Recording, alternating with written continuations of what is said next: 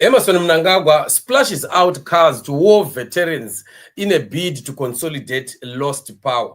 Family, we continue to see Emmerson Mnangagwa thinking that bribery is going to make his way, successful in as far as trying to fight on, hold on, and to consolidate his lost power.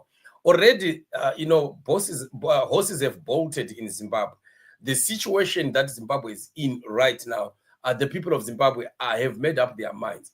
I don't see how much bribery is going to change the situation that is on the ground, because Mnangagwa is thinking that everyone has a price, and he believes that Zimbabwean people are so corrupt that they will just receive trinkets and then they forget about the misrule, mismanagement, and the corruption at a large scale that is happening in our country. Yes, of course, we know that there are people that are going to be receiving these things and they are going to be very happy about it.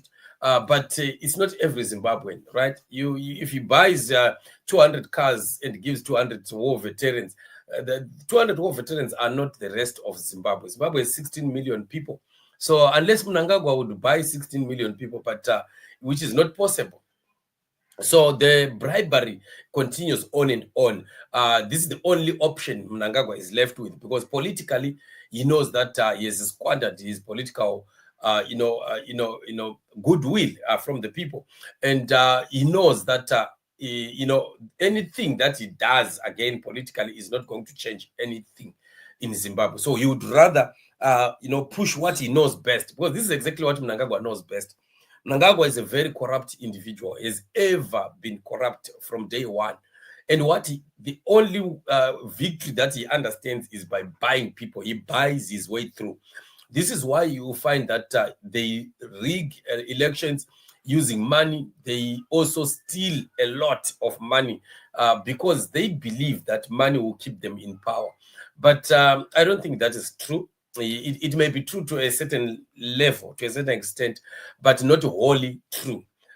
Money cannot keep you in power. And this is the only ticket that Mnangagwa holds that he thinks will cause him to survive the whirlwind which is blowing against his misrule. So let's continue to watch and see how far these bribery sessions that he's going through are going to help him to hold on to power.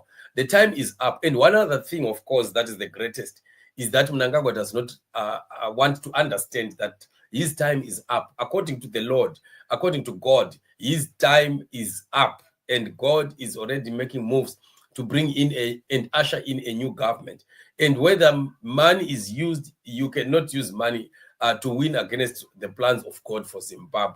So it's sad. It's just last kicks of a dying horse.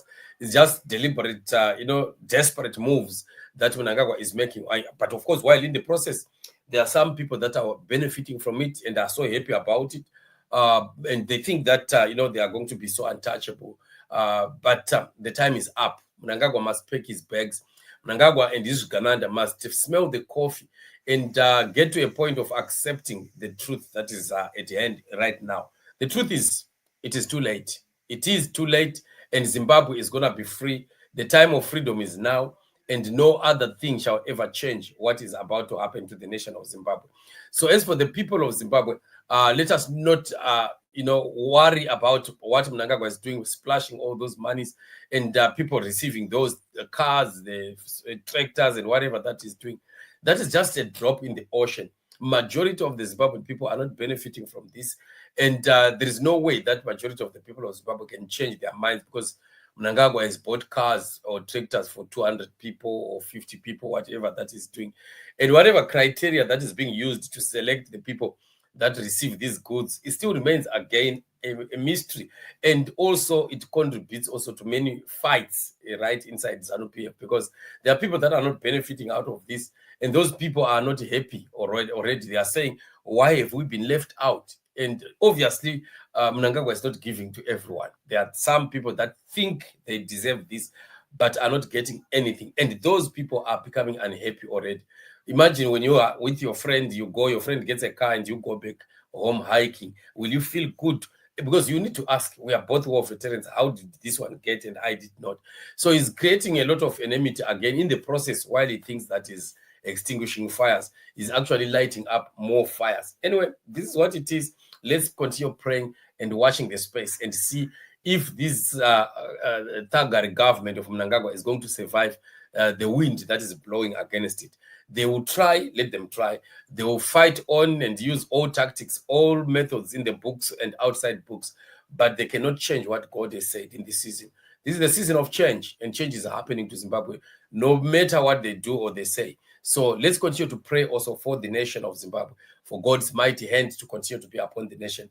We are watching to see freedom coming. God is in it, and freedom is at hand.